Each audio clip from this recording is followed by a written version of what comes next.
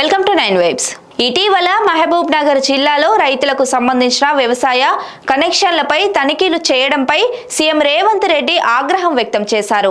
ప్రజలను ఇబ్బంది పెట్టి ప్రభుత్వానికి చెడ్డ పేరు తెచ్చేలా ప్రవర్తించే అధికారులపై కఠినంగా ఉంటామని ముఖ్యమంత్రి రేవంత్ రెడ్డి హెచ్చరించారు. ప్రభుత్వ అనుమతి లేకుండా అధికారులు తమకు తోచినట్లుగా సొంత నిర్ణయాలు తీసుకుంటే సహించేది లేదని స్పష్టం చేశారు.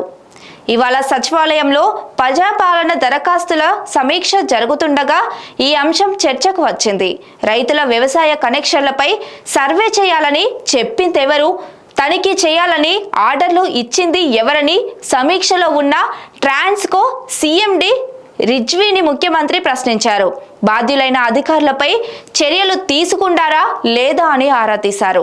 సమావేశంలోనే ఉన్న ఉప ముఖ్యమంత్రి బట్టి విక్రమార్క స్పందించి రైతుల కరెంటు కనెక్షన్ల తనిఖీ సర్వే చేసిన విషయం తన దృష్టికి వచ్చిందని సీఎం రేవంత్ రెడ్డికి వివరించారు.